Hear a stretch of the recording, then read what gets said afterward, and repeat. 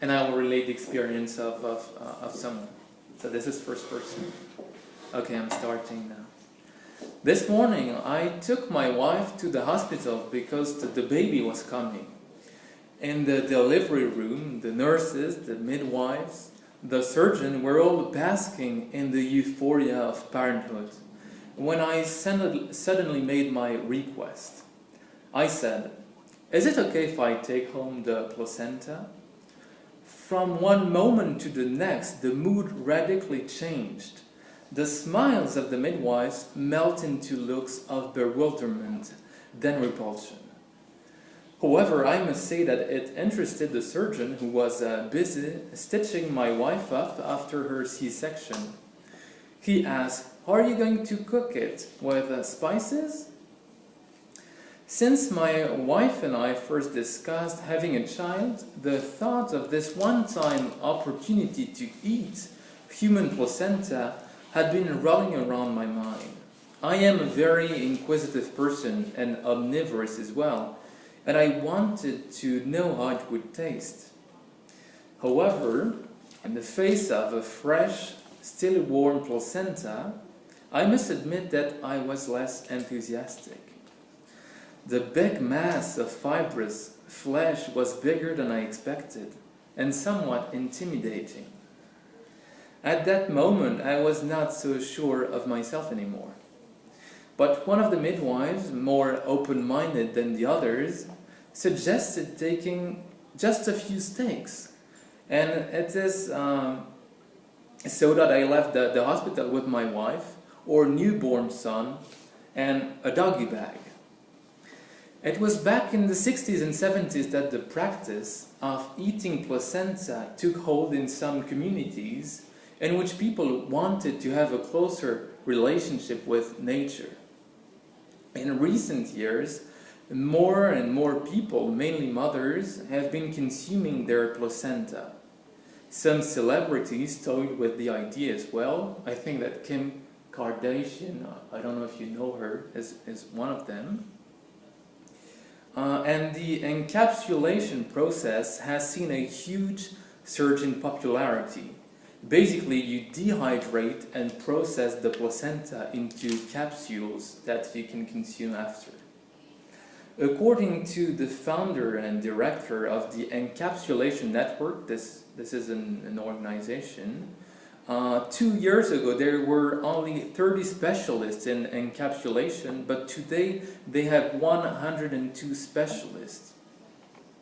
According to one midwife, the region of Brighton is a hot spot where 1 in 8 mothers take their placentas home.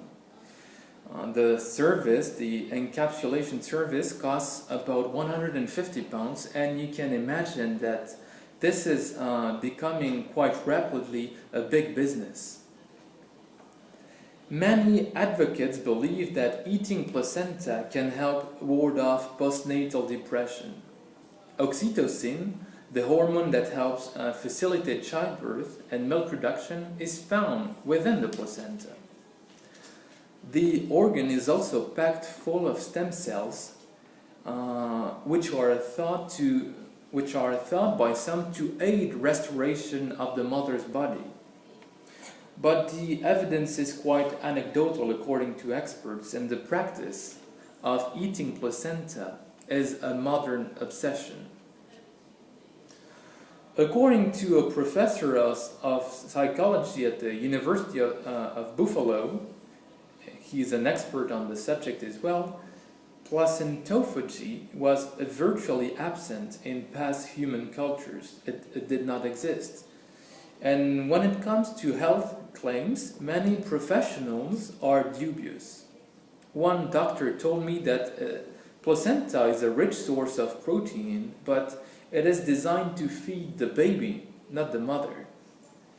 He said that if women decided to eat placenta, it would be best to eat their own rather than other people's.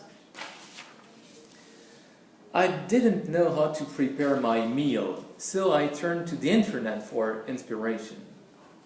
Despite its taboo nature, placenta appears to be an incredibly versatile ingredient with many possible uses.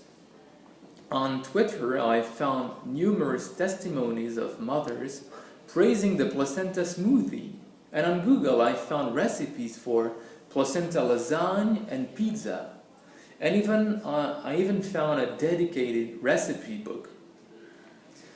I eventually decided to have it both ways, to have it raw in a smoothie and to have it cooked in a taco. Some fried placenta with a little garlic and paprika.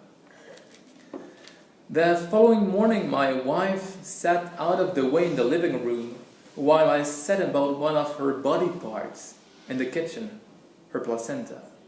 It was good to have first-hand knowledge of this placenta's provenance. It was quite reassuring, I must tell you.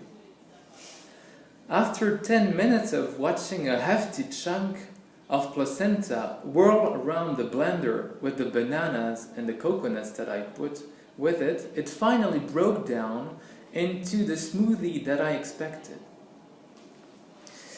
When I tasted it, up front was the distinct flavor of banana, but it was superseded by a metallic, bloody note. It tasted exactly like the delivery room had smelled. However, the cooked placenta was actually pretty good. As I seasoned it on the chopping board, the placenta was bright, almost glowing red, and was actually more attractive than many cuts of meat I've dealt with, and it looked quite appetizing. The meat was rich, with a beef-like quality. It was quite tender as well. I had read of one mother who felt weird and nervous after ingesting placenta, and for her the experience was followed with a frightening face, a face full of tears and rage. Fortunately, other than feeling nauseous from the smoothie, my mood wasn't changed. To conclude with this experience, I think that asking to take home the placenta was in fact the most difficult part of my foray into placentophagy. After all, human organs are no more gruesome than that of livestock. But despite celebrity advocates and despite an increase in encapsulation services in a list of supposed health benefits, it seems that when I look at your faces around me, that for many, the idea of eating placenta is just too difficult to stomach. Thank you.